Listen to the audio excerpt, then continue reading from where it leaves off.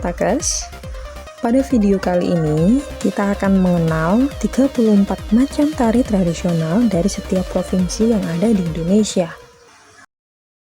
Indonesia merupakan negara yang mempunyai beragam kekayaan budaya, dan salah satunya yaitu tarian. Banyak tarian daerah yang tersebar di semua provinsi di Indonesia.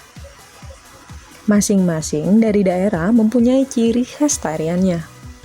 Yang pertama ada tari Saman dari Aceh. Tari Saman merupakan contoh tari milik negara Indonesia yang telah menarik perhatian masyarakat dunia. Tarian ini juga kental dengan puisi-puisi religius. Tarian-tarian yang memiliki koreografi dalam posisi duduk bersamaan dengan gerakan tangan semua penari yang selaras membuat tarian ini memiliki visualisasi yang nyaman untuk dilihat. Tarian ini juga diiringi dengan puisi yang diisi dengan pesan-pesan agama, seperti ajaran kebajikan dan tarian lainnya. Makna tarian Saman juga sangat baik untuk masyarakat. Yang kedua ada tari Tortor dari Sumatera Utara. Tortor Batak Toba adalah jenis tarian kuno dari Batak Toba yang berasal dari Sumatera Utara, yang meliputi daerah Tapanuli Utara, Humbang Hasunundutan, Toba Samosir, dan Samosir.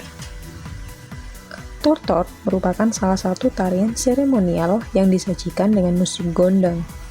Secara fisik, tortor adalah tarian, tetapi yang lebih bermakna daripada gerakan menunjukkan bahwa tortor adalah media komunikasi, di mana melalui gerakan-gerakan yang dihadirkan ada interaksi antara peserta upacara.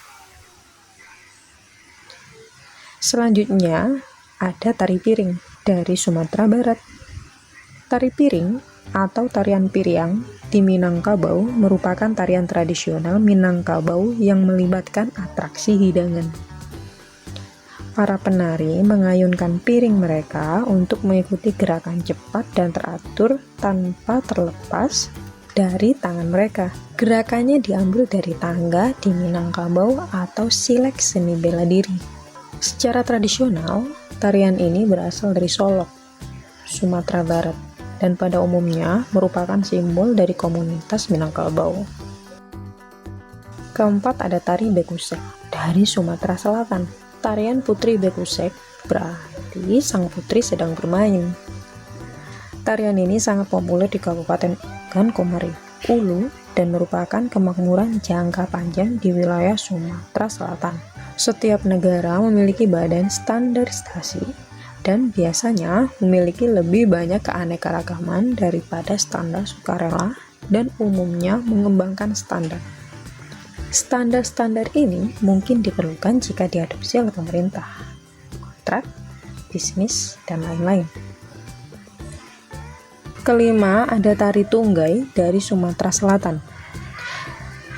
Tari Tunggai merupakan salah satu tarian yang disajikan untuk menyambut tamu yang telah memenuhi undangan. Tari Tunggai biasanya ditampilkan dalam upacara pernikahan tradisional di Palembang. Tari Tunggai menggambarkan keramah tamahan dan rasa hormat dari orang-orang Palembang untuk kehadiran tamu. Dan dalam tarian menyisakan makna sambutan dari orang yang memiliki acara untuk para tamu. Yang keenam ada tari Sekapur Sirih. Tari Sekapur Sirih ini dari Jambi. Tari Sekapur Sirih adalah tarian selamat datang untuk tamu besar di Jambi, Kepulauan Riau, dan Provinsi Riau. Tarian ini juga terkenal di Malaysia sebagai tarian wajib untuk tamu besar. Keagungan dalam gerakan lembut dan halus berpadu dengan iringan musik dan puisi yang ditunjukkan untuk para tamu. Menyambut dengan wajah putih jernih menunjukkan keramahan untuk para tamu terhormat. Tarian ini menggambarkan perasaan hati yang putih dalam menyambut tamu. Umumnya ditarikan oleh 9 penari wanita dan 3 penari pria. 1 orang bertugas membawa payung dan 2 penjaga. Yang ketujuh, tari Bidadari Teminang Anak dari Bengkulu. Tarian Bidadari Teminang Anak adalah salah satu tarian tradisional klasik yang berasal dari Rejang Lebong, Bengkulu. Tarian ini sering dipertunjukkan di berbagai kegiatan atau acara di Bengkulu. Misalnya saat menyambut tamu agung, tamu negara, upacara pernikahan, dan acara lainnya.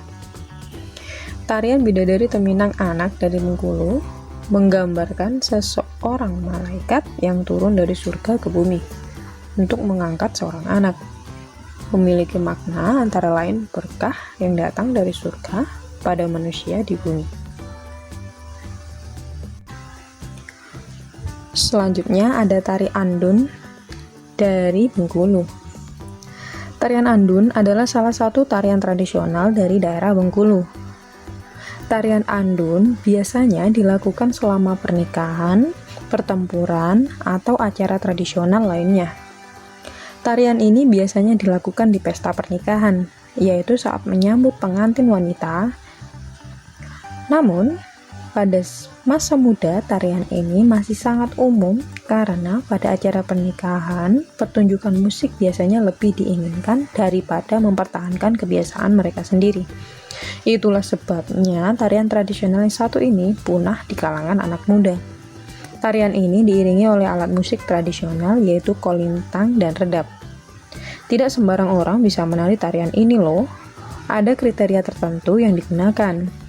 Misalnya, dalam acara-acara tradisional, ketika menari berpasangan, penari yang dipilih harus lajang dan perempuan atau belum menikah dan tidak terikat dengan darah atau kerabat. Jika ada orang yang menyembunyikan status kekerabatannya, akan ada hukum adat yang berbicara. Nah lo.